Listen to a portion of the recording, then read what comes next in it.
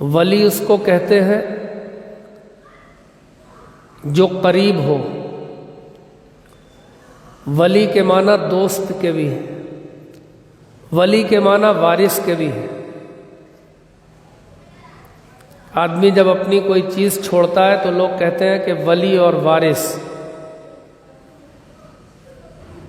نماز جنازہ میں لوگ کھڑے ہوتے ہیں تو کہتے ہیں ان کے ولی کون ہے بھائی، ان سے پوچھو۔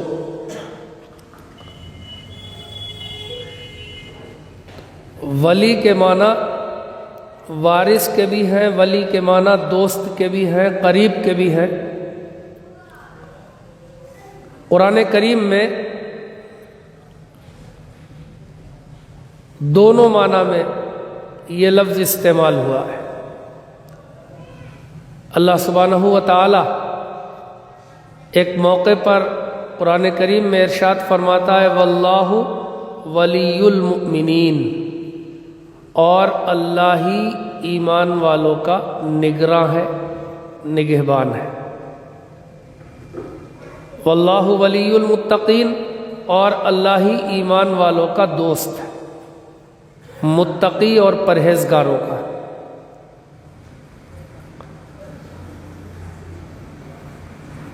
بہت سے لوگ یہ سمجھتے ہیں کہ اب کوئی بھی ولی نہیں بن سکتا،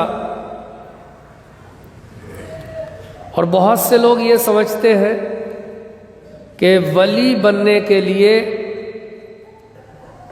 کچھ چمتکار دکھانا بھی ضروری ہے۔ تو دونوں باتیں درست نہیں۔ آج بھی اللہ کی اس کائنات میں بے شمار اللہ کے محبوب اور اللہ سے قربت رکھنے والے مقبولان بارگاہ الہی ہمارے درمیان موجود ہیں، اور اولیاء اللہ کی ایک بڑی تعداد ایسی ہے کہ ساری زندگی جن سے کسی کرامت کا صدور اور ظہور نہیں ہوا، کیونکہ ولی ہونے کے لیے کرامت کا ظاہر ہونا کوئی لازم اور ضروری نہیں ہے۔ وہ تو یہ ہے کہ اگر کبھی آپ پڑھیں اسلامی اصول و ضوابط کو، اسلامی علم کلام کو، تو آپ کو پتہ چلے گا کہ علماء نے کیا تعریف کی ہے کرامت کی اور معجزے کی۔ معجزے کے سلسلے میں علامہ تفتازانی رحمۃ اللہ علیہ نے شرح عقائد نامی ایک مشہور کتاب ہے عقائد کی، اس میں لکھا ہے کہ اللہ تعالیٰ اپنے نبی کی سچائی کو ظاہر کرنے کے لیے خلاف عادت کوئی چیز اس کے ذریعے سے پیش فرما دیتے ہیں، یہ معجزہ ہے۔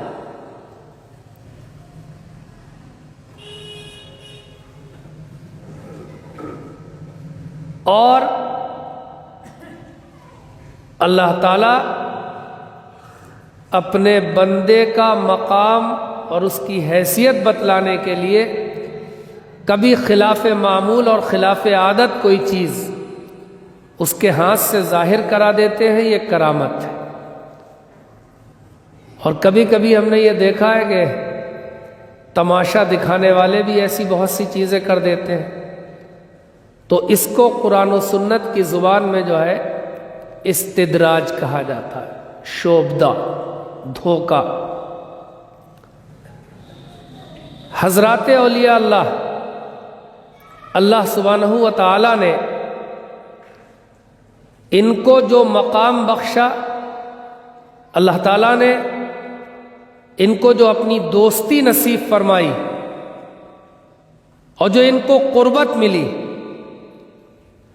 وہ قربت اس لیے ملی کہ انہوں نے اپنی پوری زندگی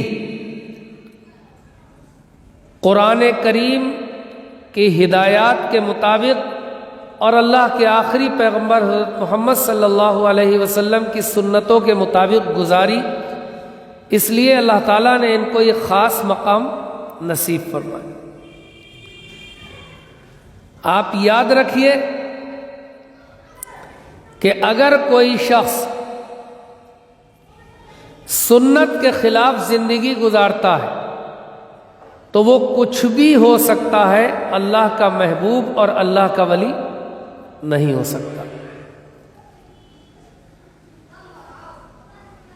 حضرت حسن بصری سے منقول ہے کہ ان سے کسی نے کسی صاحب کا حال بیان کیا کہ فلاں صاحب کو تو دنیا کی بھی خبر نہیں رہی، وہ اتنا جو ہے اللہ اللہ میں مست ہو گئے کہ انہیں دنیا کی بھی خبر نہیں۔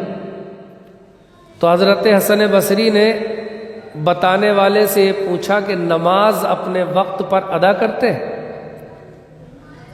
تو بتانے والے نے یہ کہا کہ ہاں، نماز کا جب وقت آتا ہے تو وہ ہوش میں ہوتے ہیں اور نماز اپنے وقت پر ادا کرتے ہیں۔ پھر فرمایا کہ الحمدللہ کوئی خطرے کی بات نہیں۔ یعنی آدمی جو ہے کسی بھی حیثیت میں آ جائے، اللہ تعالیٰ کے احکامات اور اس کے نبی کی سنتیں اگر وہ جو ہے ترک کر رہا ہے تو اس کا کوئی مقام اور کوئی حیثیت اور کوئی مرتبہ بالکل نہیں۔ یہ جتنے بھی اولیاء اللہ ہیں، ہمارے دور کے ہوں یا پچھلی صدیوں کے ہو، اس سے پچھلی صدیوں کے ہو، تمام اولیاء اللہ